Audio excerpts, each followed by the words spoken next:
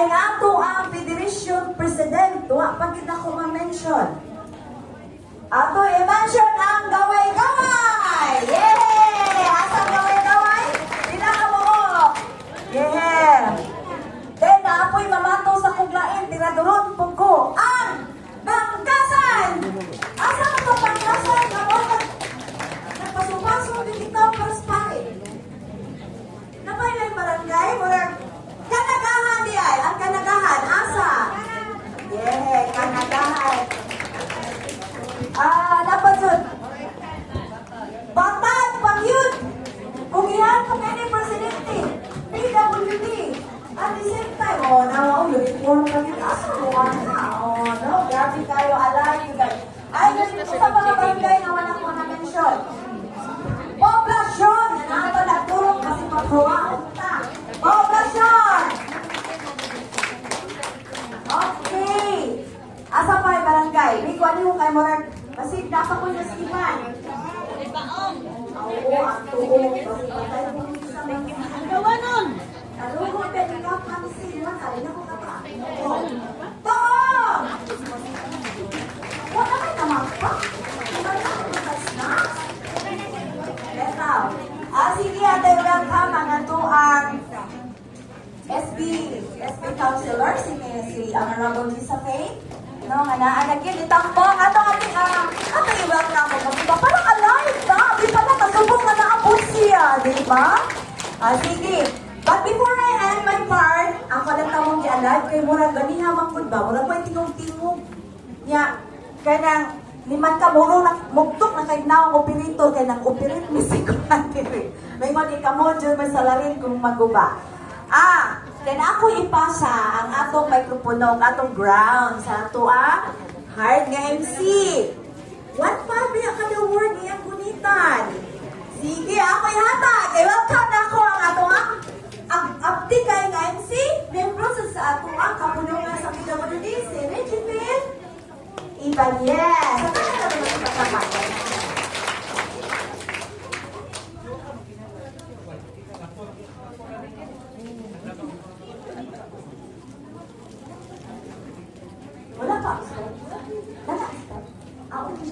Sorry kayo.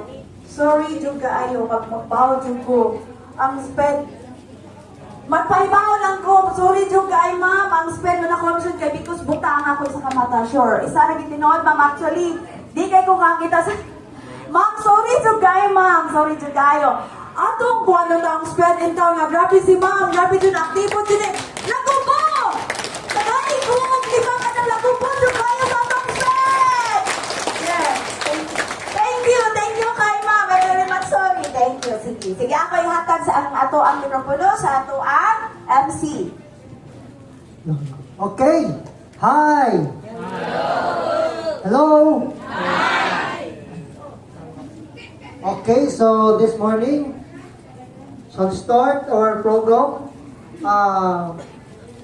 may I call our opening prayers, SPED pupils from Oblasyon, San Remeo. So, as we begin, let's have a opening prayer and to be followed by the national anthem. Shall we stand?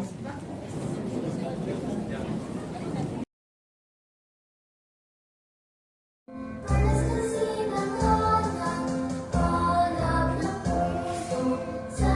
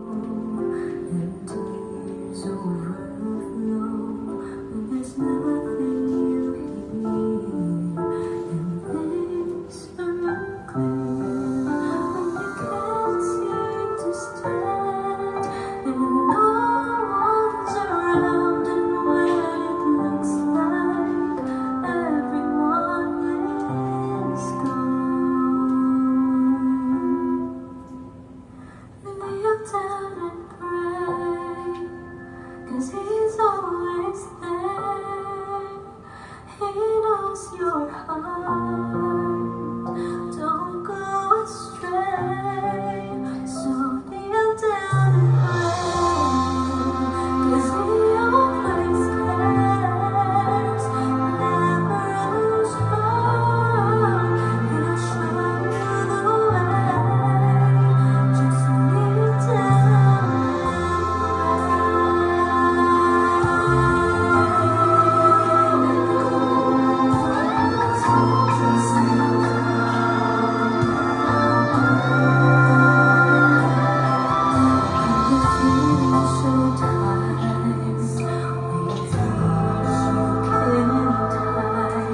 strength becomes scarce and weaknesses abound. When there's no place to go, and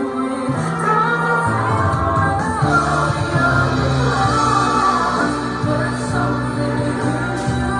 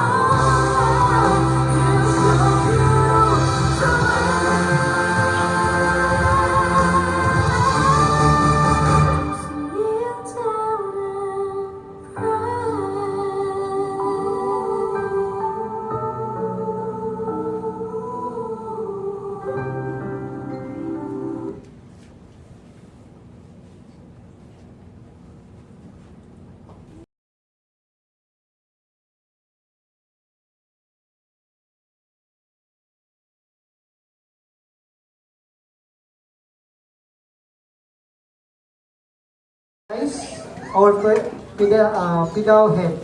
Please, a round of applause, please. Daghang salamat, boss, ang ato ang kuhan.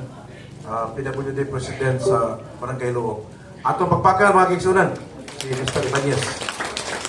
Unya, ingon man sa ato ang mga bisita from CTU, Speed, ato sugato sa Masipapakpak. Unya, together with our Speed Center class in San Romeo, Poblacion, Ma'am Michelle Gabisan ang company, ato pagpakal. Unya, together with our visitors from Projects Abroad Philippines, mga batan-o na ito niya, atong pagpakan, atong Philippines, no? Projects Abroad Volunteers. Makuha ni sila karon og may table nga glucose, no? Masalamat ta kay gahin silang panahon, may lamisa lang ang pagkuha sa inyong glucose. Relax na mo diyan. Anyway, ato sa pagpakan mga igsuunan, ang inusarang batanon. Kanunay ni siyang nagkuhan, kanunay ni siyang nagunahuna, kanunay nagplano, kung usay angay niyang buhaton diri sa San Romeo, kabahin sa ato ang sektor, gani nag-istorya Jaime. Last week, kabahin sa mga livelihood program, niya matod pa niya, makitaan niya paagi tungod kay Paiti City ka barangay ang iyang giatiman, mga kaigsunan. O niya, sa walay langan, ang ato ang batanon nga dalaga. Kuhan pa ni siya, available pa ni, depende sa sabot, ay naara pa ang kanang kuhan. Kung ako masayop, naaba si Kapitan, asal to?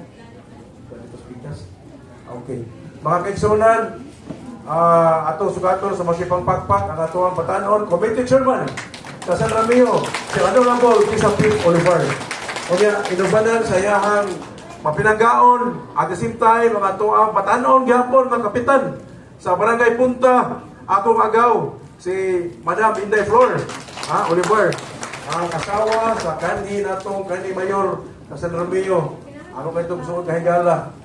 Pagpadong, pagani ko, ingon na ko niya nga, hibaw na ko sa imong tuyong gaw. So, muna nga, anyway, kitang tanan, padong diha, but tapos schedule, anyway, kitang tanan, makainumdum kita sa mga tao nga maayong binuhatan o may tunog. So, bisan pa man na, mga kigsunan, ang iyang asawa, nagpili gyapon kapitan sa Punta. At the same time, iyang anak, nagserbisyo gyapon. Duha ni sila, anak ni Tio Pabling, si Joyce Oliver. Okay, karon atong paibaw kaninyo sa 20 City ka barangay, pila man ni kabuok tanang itambong karon naaba ang 27 barangay sa San Romeo. Be, hands up ko na be, ang tanang barangay involved by President and Kapitan. Okay. Kung naman siguro'y nalit, nagpadong na ito ka rin.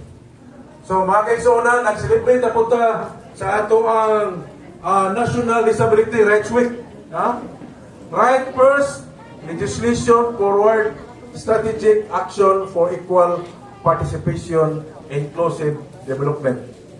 So, ganatong klarohon, atong sabton, ug binisaya, para maklaro, kinahanglan, matakusa ka nato, adunay, kinahanglan, sa pagkikbisog sa kausa dinhi sa matag lugar dinhi sa Republika ng Pilipinas. Dili kita maawaw, kinahanglan magpakita kita sa publiko, tawhanon gyapon ta niining yanong lungsuranon o dinhi sa mga barangay, tao gyapon ta lakip sa mga kaigsuonan o barangay o lungsod o probinsya kita dinhi sa ubos sa kalibutan. Mauna, dili ta magpaluya, aptik gyapon ta sa kanunay.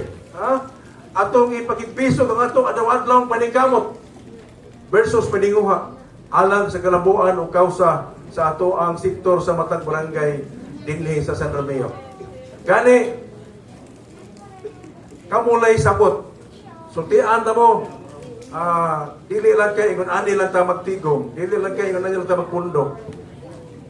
Kung wala pa yung mga katalagman, kalamidad, bagyo, linog, uban pa, wala ang tayo kabalaka sa pagbisita sa unang mga panahon, last year o karon, tungod kay ini lagi, aduna patay kabalaka, si Bako, wa man ta kahibaw sa linog, karon sa mabot, mauna karon, atong ibalik, ang maaptikon nga paningkamot para sa ang sektor.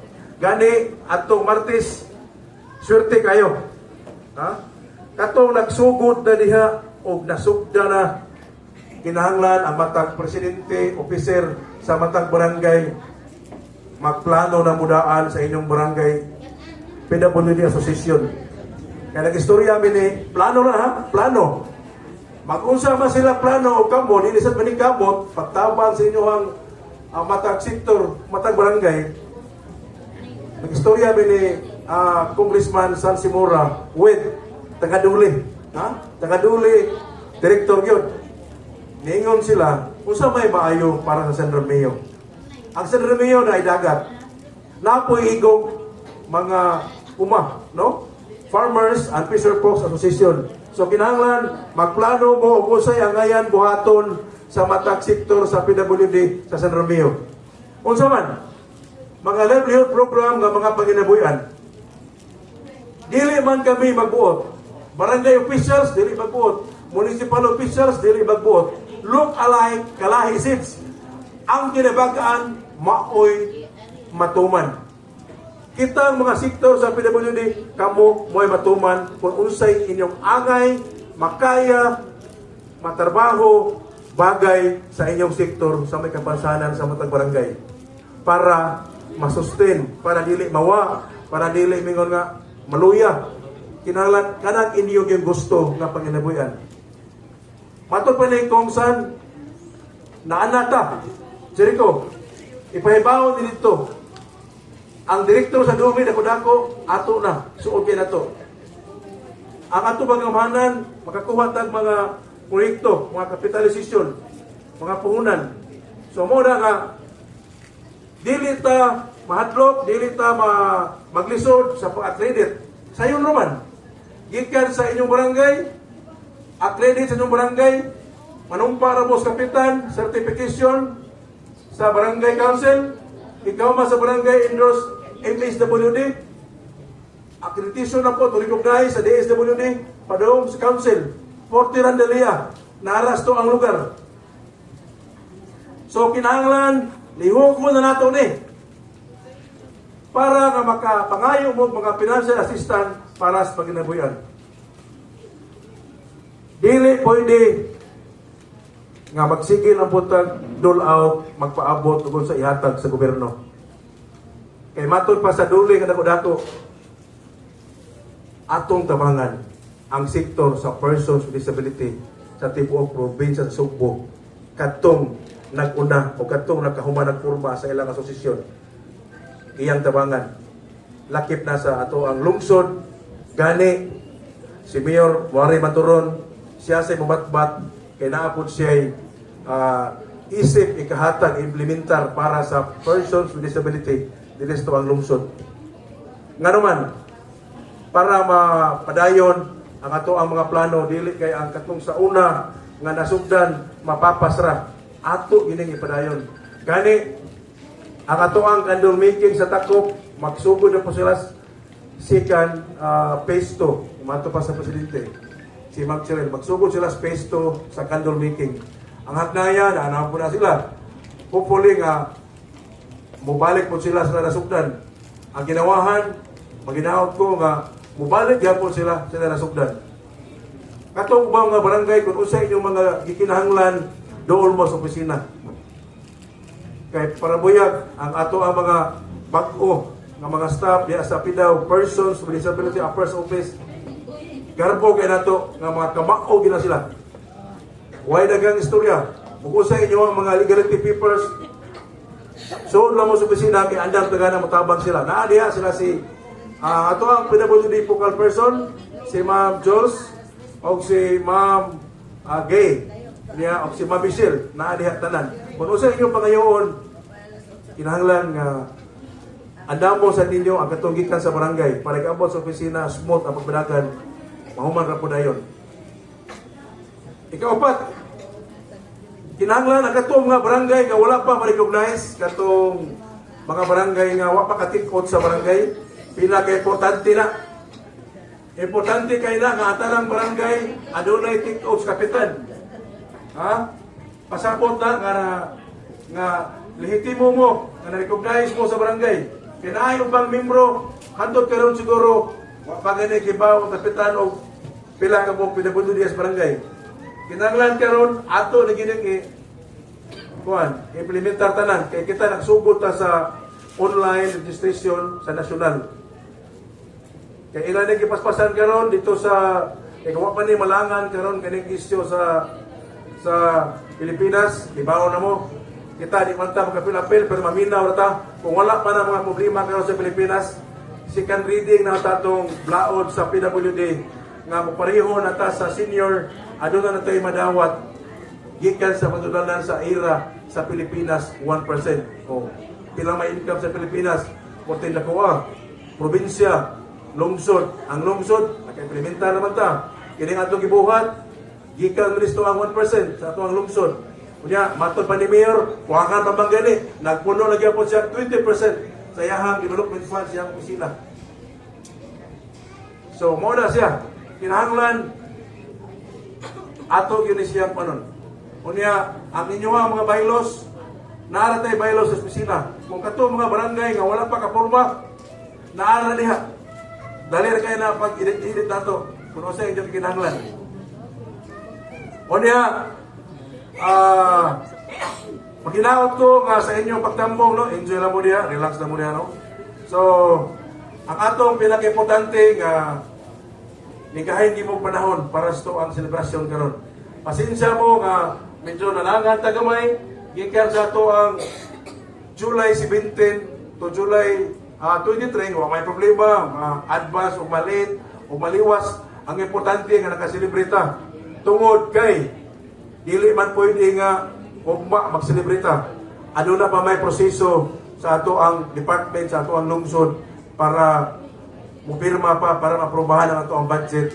O karon mga 2 months ni preparasyon sa ato ang staff para ma-guide tanan ato mga kigsuunan sa matag barangay.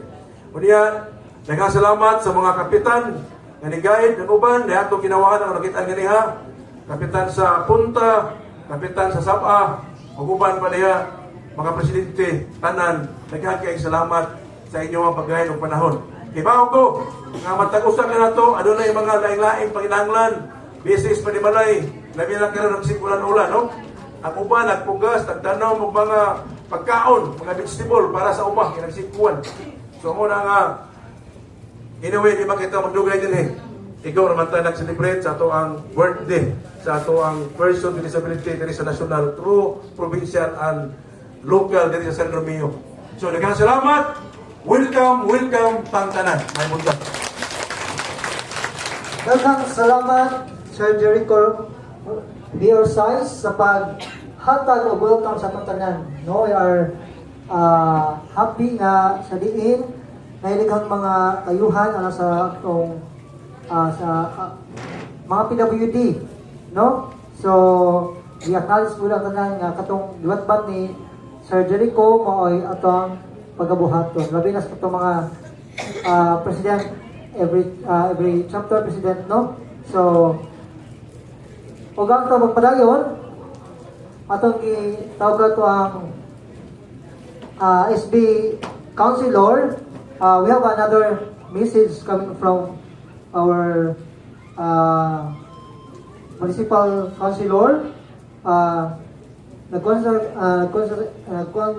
siya sa Committee of Senior Citizen.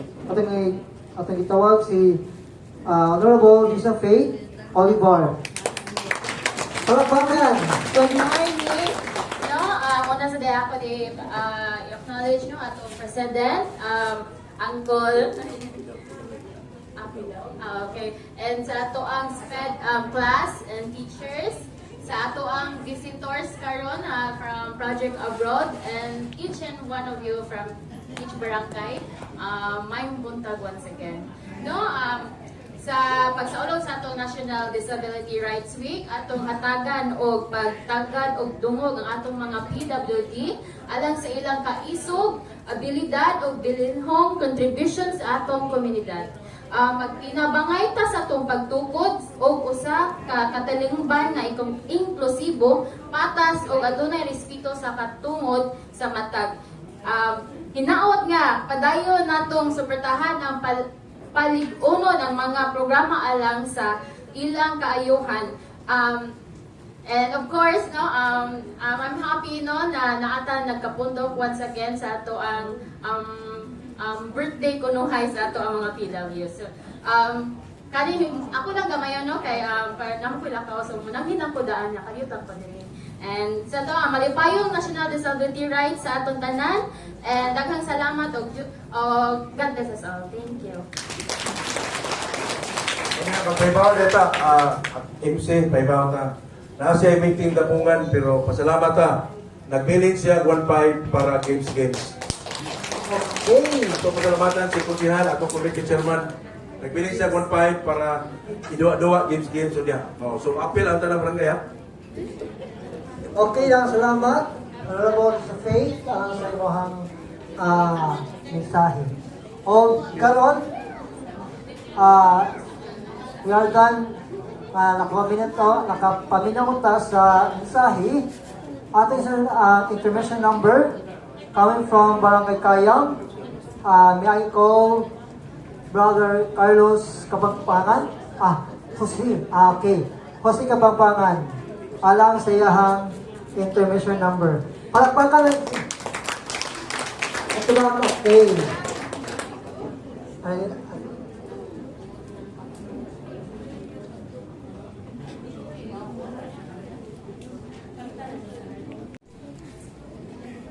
ang akong balat, parte kini sa kabaybayunan nato. Ang atong kabaybayunan, atong pag-aampingan. Aron ang mga isda sa kadagatan managhan. Para sa umaabot pa na henerasyon, hilabi na sa atong kabataan. Mga tampasa, mga tampalasan, atong pagabantayan sa kadagatan. Mga basura sa kabaybayunan, atong pag-aampingan. Kaya dako kinigipikto sa atong katawahan o sa atong kalikupan. Thank you very much. okay. Once again, napapakpakan.